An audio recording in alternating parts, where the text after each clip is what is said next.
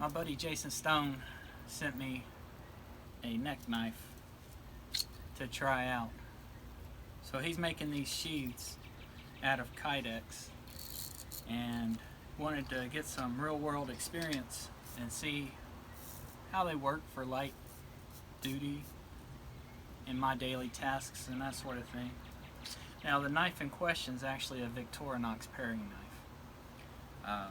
He just purchased this, put a new edge on it. He said he is regrinding some of these, and he's also going to be using some blanks and making his own. This little package, however, comes in at about 2.5 ounces. So when you're wearing it, and you get used to actually wearing it, you can't even tell it's there.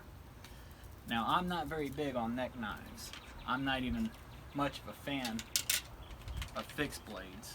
I've only got a few of them myself. I've got a couple of Bark Rivers here.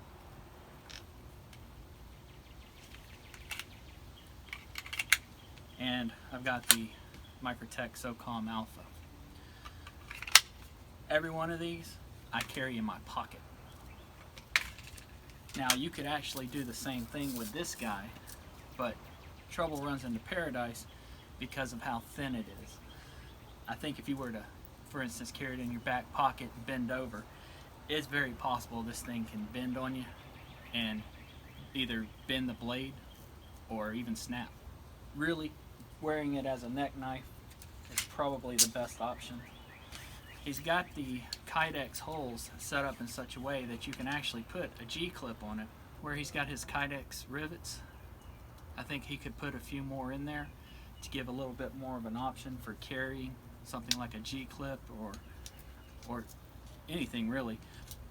Going sideways as a belt carry, the two holes at the bottom line up perfectly. You could do it either way. Same thing if you wanted to wear it tip down. Going tip up, my G-clip here, the tongue of it actually rides against the Kydex, and that's where I started getting a lot of bending issues. The tighter I made the rivets, the more bending I saw. For me, in my everyday carry, I would need something a little thicker, a little more stout. The cutting tasks that I do, I'm stripping cable, I'm cutting heat shrink tubing, I'm doing real world work. This thing is more suited towards food prep, cutting thread, simple tasks that don't require much torque. What I did use this guy for was basically food prep. I peeled quite a few apples with it. I cut up steak, I cut chicken.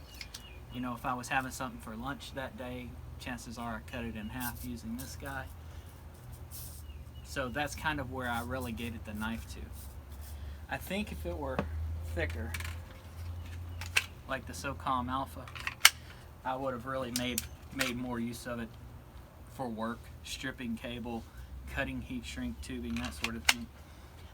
But given the size of it, just the thinness of it, I didn't even attempt to do it because I was afraid I was going to damage the blade. All that being said though, if you don't do heavy cutting, if all you do is cut simple things like string or maybe even light cardboard, this would be right up your alley. I would really like to see Jason's own personal hand ground knives. I'd like to get one of those in hands instead of this Victorinox. And I'll bring you guys in, give you a closer look at this. It's not 100% indicative of his work. This is a prototype, so it's pretty rough, nothing special about it.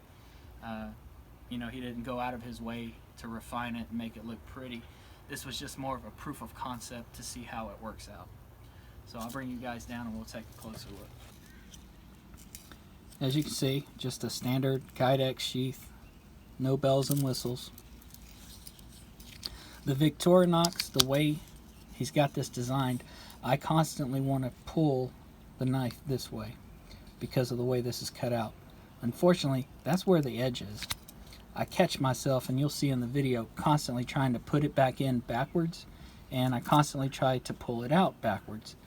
He's got another little ramp right here for your thumb that fits fine, but as you can see, this one is deeper and longer than this one. So the tendency for me is to grab it down here and run the risk of getting cut.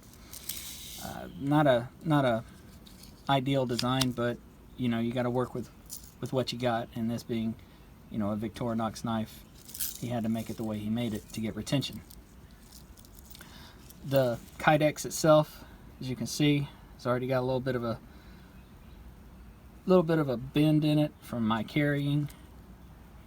It's kind of rough around the edges. Again, as I said, this is not cosmetically his best work. It was more for proof of concept to see if he could do it and if it was worthwhile doing. The holes, the rivets, again, they do line up with the G-clip. So you can put the G-clip on it if you wanted to carry it on your belt or something like that.